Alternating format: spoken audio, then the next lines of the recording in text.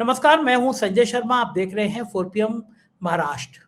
Bharatiya Janata party आखिर में फंसती हुई नजर आ रही है। नए नए तमाशे कर देती है जब फंसती है। तो अब एआई के सम्मेलन के नाम पर ड्रामा हो रहा है और गोदी मीडिया के चैनल हर बार की तरह अलाप कर रहे हैं। हकीकत क्या है, अभय दुबे जी की बातचीत सुन के आपको समझ आएगा। चलते हैं अभय दुबे जी के पास, जरूर सुनिएगा रोचक बातचीत। 4PM न्यूज नेटवर्क में बहुत बहुत स्वागत है अभय दुबे जी आपका। दुनिया भर का एक बहुत बड़ा सम्मेलन मोदी जी कर रहे हैं एआई का। मतलब कम कम से कम हमारे विश्व गुरु जी पूरे दुनिया को राह दिखा रहे हैं कि भाई एआई से जो ये झूठ बोलते हैं लोग, वो पकड़ में आ जाएंगे। इस तरह का काम मोदी जी बहुत करते हैं, लोगों के झूठ पकड़ने के में एक्सपर्ट हो गए हैं। तो स्वागत करना चाहिए कम से कम एआई का। मुझे लगता है आज आप इसके स्वागत में, इसकी तारीफ में बहुत व्याख्यान देंगे, बताएंगे कि आप मोदी जी ने कितना महान कार्य किया है कि दुनिया भर के एक्सपर्ट और इतना बड़ा सम्मेलन टीवी चैनलों पे, गोदी मीडिया के चैनलों पे। तो मैं कल से सुन रहा हूँ कि बखान उसका कि दुनिया, भारत नेतृत्व कर रहा है आगे विश्व गुरु के नेतृत्व में। दुनिया भर के लोग आ रहे हैं, एआई का फर्जीवाड़ा रुक जाएगा। कांग्रेस पे आरोप, कई एक चैनल पर मैं देख रहा था, कांग्रेस को बस उन्होंने गालियां नहीं दी एआई को लेकर कि कांग्रेस ही झूठ फैला रहे हैं, कांग्रेस ये करती है, कांग्रेस वो करती है एआई को लेकर। तो क्या लगता है ये जो सम्मेलन है, इससे मोदी जी की साख तो बढ़ जाएगी? इस तरह के सम्मेलनों से साख बढ़ती है, अच्छी बात है, देश की साख बढ़नी चाहिए। क्या लगता है आपको ये सम्मेलन क्यों कराया जा रहा है, किस देखिए, लिए होगा? आपको संजय जी याद होगा। आप पहले से मुस्कुरा रहे हैं जी हाँ, आपको संजय जी याद होगा कि जब नरेंद्र मोदी नए नए प्रधानमंत्री बने थे तो उस वक्त तक मार्गदर्शक मंडल में डाले गए जो नेता थे वो इतने ज्यादा बूढ़े नहीं हुए थे, इतने निष्क्रिय नहीं हुए थे, उनमें कोई बयान देने की क्षमता बची थी। और लाल कृष्ण आडवाणी भी तब तक अलर्ट थे, काफी सतर्क चौकन्ने रहते थे। तो उन्होंने मोदी जी की एक खूबी के बारे में हम लोगों को बताया था। लाल कृष्ण आडवाणी, उन्होंने कहा था कि नरेंद्र भाई बहुत अच्छे इवेंट मैनेजर हैं। और ये बात नरेंद्र मोदी ने कुछ साबित किया हो न किया हो, अपने गुरु और अपने मार्गदर्शक लाल कृष्ण आडवाणी का अपने बारे में दिया गया ये जो वक्तव्य था, उसको नरेंद्र मोदी ने बार बार सही साबित किया है। मैं मानता हूं कि वो बहुत अच्छे इवेंट मैनेजर है, मैं भी मानता हूं। और वो इवेंट इतनी खूबी और बढ़िया तरीके से करते हैं, भले उसका फायदा नुकसान क्या हो ये बाद में पता चलता है। जैसे कि उन्होंने राम मंदिर की प्राण प्रतिष्ठा वाला था, क्या जबरदस्त इवेंट मैनेजमेंट था, आप बताइए। उस वक्त तो देख के ही लग रहा था कि केवल इस मंदिर की दम पे ही लोकसभा का चुनाव, अगला चुनाव जीत लेंगे। नहीं लग रहा था? हम सबको लग रहा था, ईमानदारी की बात यह है। हाँ, अच्छा, अब इन्होंने इसी तरीके से इवेंट, पूरी उनके पिछले 11 साल का शासनकाल ही इवेंट्स का एक बड़े विशाल भव्य इवेंट्स का एक लंबा सिलसिला है। चाहे वो G20 का सम्मेलन हो, जहां उन्होंने भारत मंडपम में G20 का सम्मेलन किया था, वहीं ये आर्टिफिशियल इंटेलिजेंस का महाकुंभ कर रहे हैं ये। अच्छा, इसमें उन्होंने दुनिया में आर्टिफिशियल इंटेलिजेंस के जितने भी बड़े बड़े महारथी हैं, जिसमें सैम अल्टमैन है और दूसरे कई लोग हैं, उन सबको बुला रखा है। वो सब लोग आए हैं, भारत सरकार के खर्चे पे आए हैं, 7 स्टार अवभगत का मजा ले रहे हैं। इसलिए भारत सरकार के बारे में और भारत का एआई की दुनिया में कितना उज्जवल भविष्य है, इसके बारे में कुछ ना कुछ तो उन्हें अच्छी बातें कहनी है, गुडी गुडी बातें उन्हें कुछ कहनी है। तो सैम अल्टमैन भी कह रहे हैं, दूसरे लोग भी इस तरह की बातें कह रहे हैं। उससे खबर बन रही है, फुटेज मिल रहा है, और नरेंद्र मोदी के लिए इससे बढ़िया कोई फोटो अपॉर्चुनिटी नहीं हो सकती, खासतौर से उस समय में जबकि वे बहुत बुरी तरीके से फंसे हुए हैं, चारों तरफ से फंसे हुए हैं, और उनकी समझ में नहीं आ रहा है कि इन चीजों से कैसे बच के निकलें। तो ऐसे में ये जो एआई का जो महाकुंभ हो रहा है तथाकथित, इसने एक मौका प्रदान किया है नरेंद्र मोदी के लिए कि वो अच्छे दिख सकें, अपने अपने बढ़िया ड्रेस सेंस का प्रदर्शन कर सकें, एक अच्छा भाषण लिखा हुआ एक अपना भाषण दे सकें, और एक जो उन्होंने गुलाबी तस्वीर चलाने की मुहिम चलाई है नरेंद्र राजनीति, उसके अंदर इसका एक अध्याय उसमें और जोड़ सकें। जबकि हकीकत क्या है, आप कह रहे थे मैं मुस्कुरा रहा था, अब मैं थोड़ा हकीकत बताऊंगा आपको। मैंने कुछ हकीकत नोट करके रखी है, वो मैं आपको दिखाता हूँ। इस तरह की हकीकतें ढूंढना, उनको नोट करिए, मेरा पुराना शगल है। देखिए, एक स्टैनफोर्ड एआई इंडेक्स है दुनिया की, जाहिर है कि स्टैनफोर्ड यूनिवर्सिटी ने बनाई होगी। स्टैनफोर्ड एआई इंडेक्स है, और उस एआई इंडेक्स में है कि अमेरिका के पास एआई के 40 शानदार मॉडल हैं।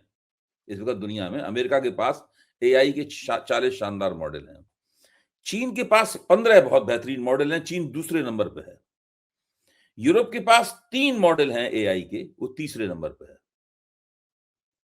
भारत इसमें कहां है? आर्टिफिशियल इंटेलिजेंस में भारत कहां है? तो आपको स्टैनफोर्ड एआई इंडेक्स में तो भारत कहीं दिखता ही नहीं, उसमें तो नाम ही नहीं है भारत का। अब उसके बाद आपको दूसरी इंडेक्स की तरफ चलना पड़ेगा, वो है आईएमएफ ने एक इंडेक्स बनाई है, आईएमएफ एआई इंडेक्स।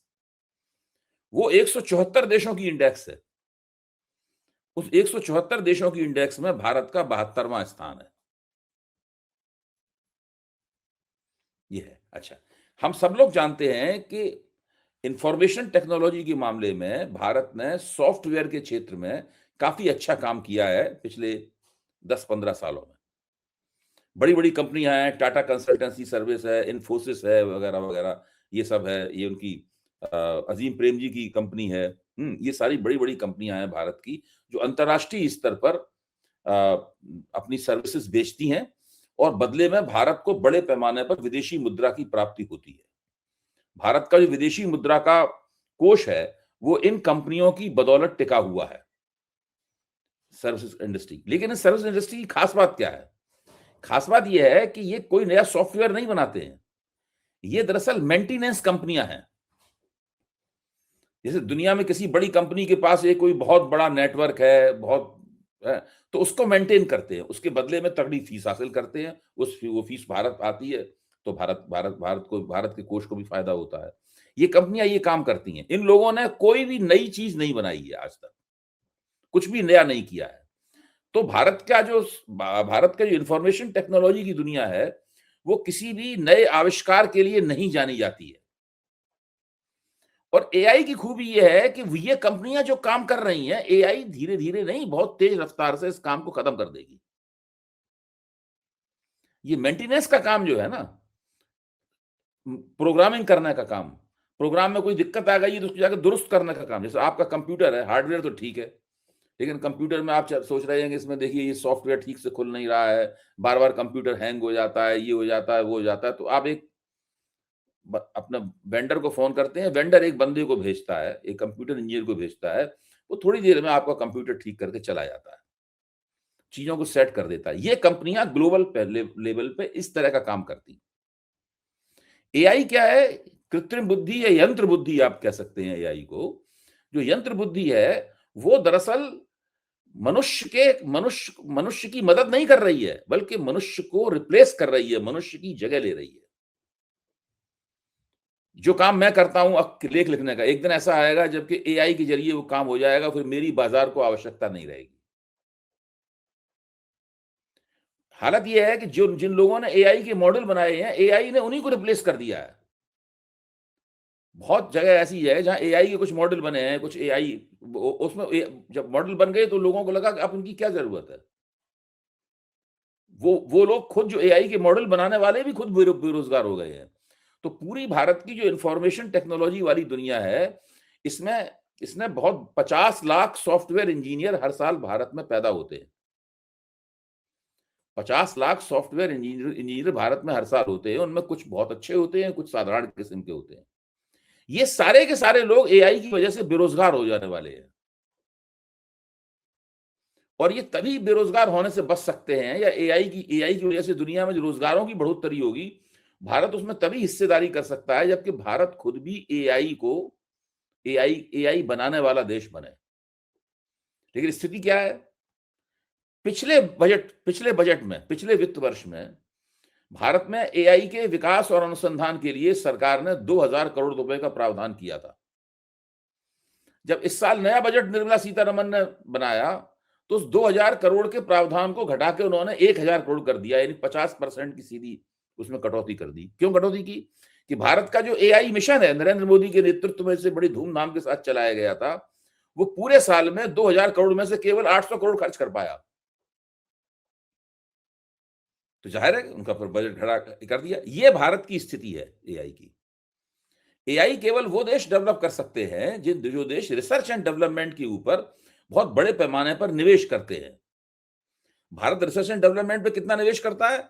अपने कुल जीडीपी का, कुल घरेलू उत्पाद का कुल घरेलू उत्पाद का 0.7%, यानी 1% से भी कम।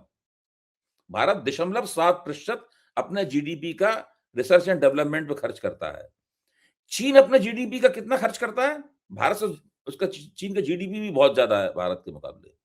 चीन करता है 2.7%, यानी भारत से पूरे 2% ज्यादा, अपना जीडीपी का 2% ज्यादा, यानी कितना ज्यादा खर्च करता है इसका आप अंदाजा लगाओ। अमेरिका कितना खर्च करता है अपने जीडीपी का? जो अमेरिका दुनिया में सबसे ज्यादा जीडीपी है, 3.5% रिसर्च एंड डेवलपमेंट के ऊपर खर्च करता है। भारत खर्च करता है केवल 0.7%।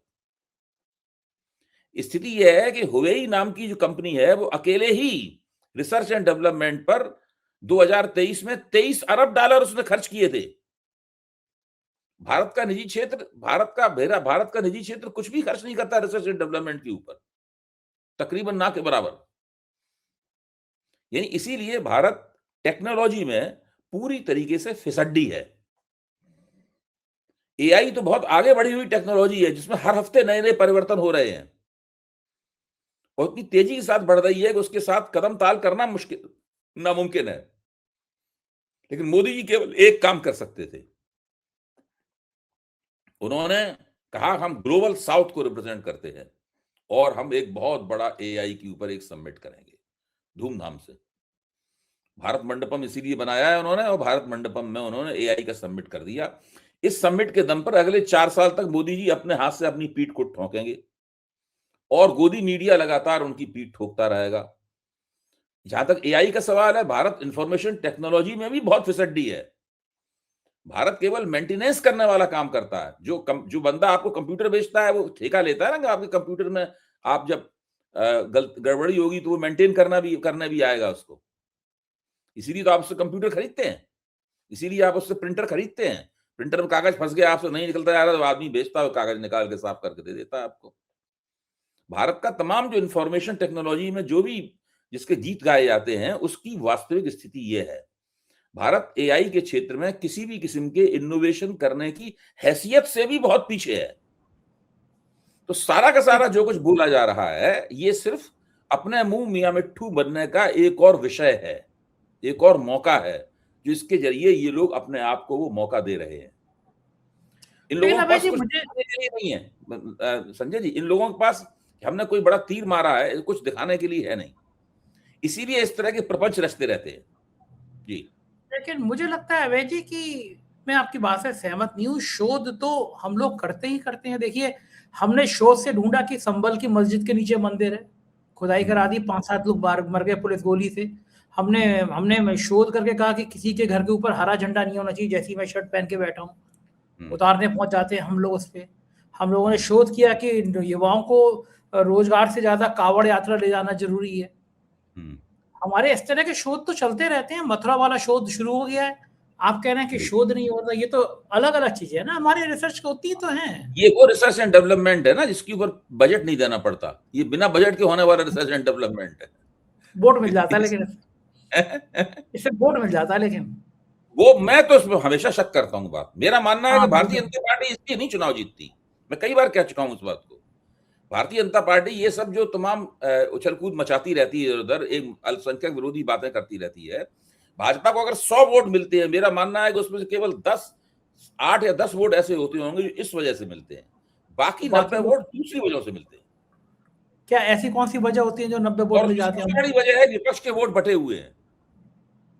वो तो हमेशा बटे रहेंगे, तो इसीलिए हमेशा जीतती रहेगी वो जो है वो तो चाहते ही चाहते हैं। जैसे वहां पे उन्होंने बंगाल में देखिए, भारतीय जनता पार्टी ने चुनाव जीतने और लगातार चुनाव जीतते रहने की एक टेक्नोलॉजी डेवलप की है। उसको आप एआई चाहें तो कह दीजिए। उसमें ज्ञानेश कुमार आते हैं। हाँ, ज्ञानेश कुमार भी उसके हिस्से है। उस टेक्नोलॉजी का जो सबसे ताजा और नया R&D जो भाजपा के पास पॉलिटिकल R&D जो है, उसके गर्भ से एक नया चीज निकली है, उसका नाम है ज्ञानेश कुमार। तो ज्ञानेश कुमार का और नरेंद्र मोदी का जो कॉम्बिनेशन है, उस कॉम्बिनेशन की वजह से तो उत्तर प्रदेश में हाहाकार मचा हुआ है। यहाँ बैठे हुए लखनऊ में अखिलेश जी बेचारे परेशान हैं कि जनवरी के कुछ दिनों में ही उन्होंने 52 लाख नए वोटर जोड़ दिए हैं मतदाता सूची में। आप सोचिए ना, देखिए जब योगी आदित्यनाथ ने कहा था कि हमारे 4 करोड़ वोट कट गए हैं और इसमें से 80-90% वोट जो हैं वो हमारे ही हैं। फिर उन्होंने दूसरे चरण में उन्होंने और जो नए अध्यक्ष बने हैं पंकज चौधरी अध्यक्ष बने हैं, उन दोनों ने मिलकर ये ऐलान किया कि जाओ अपने कार्यकर्ताओं से हर बूथ के ऊपर कम से कम 200 वोट जुड़वाओ। एक बूथ में कितने वोटर होते हैं बताइए? 1200 वोटर होते हैं एक बूथ। अब 1200 वोटरों में जो वोट कटे हैं करीब 15% हर बूथ पे वोट कटे हैं, तभी तो 4.5 करोड़ वोट होंगे। उसमें भाजपा 200 बूथ कटवाने का अभियान चला रही है, 200 वोट जोड़ने का फॉर्म 7 के जरिए अभियान चला रही है। उसी पे तो आज अखिलेश जी ने बहुत नाराजगी जताई कि फॉर्म 7 भाजपा वाले भर रहे हैं। तो उसी वक्त जब इन्होंने ये ऐलान किया था तभी मैं योगेंद्र यादव से मैंने एक लंबी चर्चा की थी। तब योगेंद्र जी ने अपना आकलन सामने रखा था। उन्होंने कहा था कि भाजपा कम से कम 70 से 80 लाख वोट जुड़वाएगी। उसके जो बीएलए हैं, उसके जो पन्ना प्रमुख हैं और जो योगी सरकार के प्रभाव में आने वाले बीएलओ हैं, वो कम से कम 70-80 लाख ये लोग 3 लोग मिलकर जोड़ेंगे और 70-80 लाख में कम से कम 80-85% भाजपा के वोट होंगे, 10-15% में दूसरी पार्टियों के भी वोट होंगे। तो ये हो रहा है उत्तर प्रदेश में। वो चुनाव अगले साल होगा, इसी साल वो गारंटी कर ले रहे हैं अगले साल चुनाव कैसे जीता जाना है। इसीलिए सभी प्रांतों में ज्ञानेश कुमार जी हैं, वो तारीख नहीं बढ़ा रहे हैं फाइनल वोटर लिस्ट के, लेकिन उत्तर प्रदेश में लगातार तारीख पे तारीख दिए जा रहे हैं, बढ़ाते जा रहे हैं ताकि पूरा मौका मिले इन लोगों को, जितने वोट जुड़वाना चाहें उतने जुड़वा लें। जब भाजपा के रणनीतिकारों को विश्वास हो जाएगा कि हमने सारे वोट जितने हम चाहते थे हमने जुड़वा लिए हैं अपने, उसके बाद ज्ञानेश कुमार जी डिक्लेयर कर देंगे कि ये रही आपकी अंतिम मतदाता सूची। प्यार की तरह खेल हो जाएगा। सब इसी तरीके से चल रहा है और हमारे आपके पास में, अखिलेश जी के पास में, तेजस्वी यादव के पास में, किसी के पास में इस प्रक्रिया को रोकने, पलटने या संशोधित करने का कोई उपाय नहीं है। केवल ममता बनर्जी इनकी आंख का कांटा है। ममता बनर्जी के सामने इनकी चल नहीं पा रही है कोई। एमके स्टालिन इनकी आंख का कांटा है। रेवंत रेड्डी इनकी आंख का कांटा है। मेरे ख्याल से जहां सरकार मजबूत सरकार है, सरकार तो हिमाचल प्रदेश में भी है, लेकिन वो तो बेकार है सरकार। उसको तो क्या सरकार है, वो तो किसी तरह चल रही है। भाजपा ने शायद संकल्प नहीं किया, वरना कभी गिरा देती उसको। जहां मजबूत विपक्ष है वहां इनको कांटा लग चुभ रहा है, बाकी तो फतह कर लेंगे। विपक्ष और सत्ता में है। वहां पर भारतीय जनता पार्टी की नहीं चल पा रही, लेकिन बाकी सब जगह भाजपा की चल रही है। अच्छा, तो उपाय क्या है? विपक्ष करे तो करे क्या? जैसे उत्तर प्रदेश में अखिलेश जी क्या करें? इसका उपाय केवल जनता के पास है। मैं आपको बताऊं, इसका उपाय केवल जनता के पास है। केवल भारत की जनता ही जब संकल्प करेगी कि इनके हर हथकंडे से ओवर एंड अबव आगे निकलकर इनके खिलाफ वोट करना है, तब ये चुनाव हारेंगे बुरी तरीके से सारे देश के पैमाने पर। अब आप देखिए, आज अखिलेश जी कह रहे हैं कि भाई जितने वोट कटे हैं उनमें से 46% वोट मुसलमानों और यादवों के हैं। उनकी लिस्ट हम निकाली, उन्होंने बताया कि 46% वोट मुसलमानों यादवों के। तो ये बात तो अखिलेश जी को पहले से पता थी कि ये होगा। जब हमें और आपको पता थी तो उनको क्यों नहीं पता होगी? अब तो उनके पास क्या तरीका था इसको रुकवाने का? अगर रुकवाने का तरीका होता तो रुकवा दिया होता उन्होंने। अब वो केवल यही कह सकते हैं कि हो रहा है ये। आप बताओ, अखिलेश जी तो बहुत बड़े नेता हैं, पिछला लोकसभा चुनाव जीत चुके हैं। मुझे पक्का यकीन है कि उनको पता था अखिलेश जी को कि यही सब होगा जो हो रहा है, लेकिन वो उनके पास उसको रोकने का कोई तरीका नहीं था और ना है ना होगा। एक ही तरीका है कि इन लोगों के खिलाफ जो एंटी इनकम्बेंसी हो रही है, आप जनता के बीच में जाएं, जम के अपना प्रचार करें और मुलायम सिंह जी की भाषा में, अखिलेश जी के पिताजी की भाषा में कहें, पत्ता पत्ता बूटा बूटा इनके खिलाफ कर दें। मुलायम सिंह जी कहते थे, चिंता मत करो, पत्ता पत्ता बूटा बूटा इन लोगों के खिलाफ कर देंगे। पत्ता पत्ता बूटा बूटा इन लोगों के खिलाफ कर दें। एक ही तरीके से जीता सकता है चुनाव।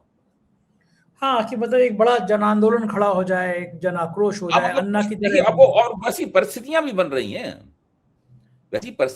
रही हैं जो अमेरिका के साथ में जो आप वाणिज्य संधि करने जा रहे हैं ये लोग, जो अभी तो खैर भविष्य के गर्भ में है, उसमें पता नहीं क्या से क्या हो जाए, उसमें कोई नहीं कह सकता।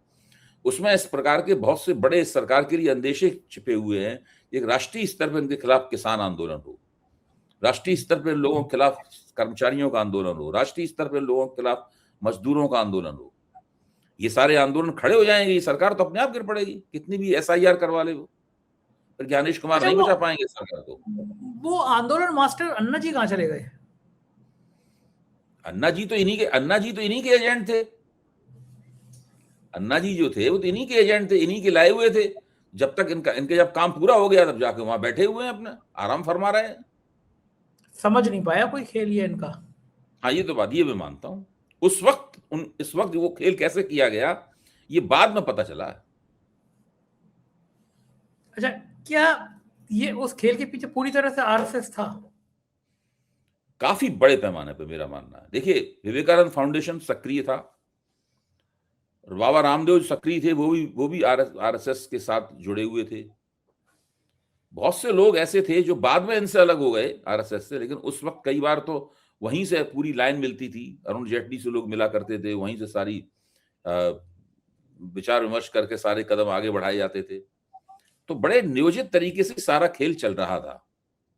ऐसा नहीं था कि लोग अचानक गुस्से में आ गए और भ्रष्टाचार के खिलाफ मोमबत्ती हाथ में लेकर निकल पड़े और रामलीला मैदान की तरफ चल पड़े हो, ऐसा नहीं था। उस सबके पीछे एक संगठन था, एक गोलबंदी थी, एक योजना थी।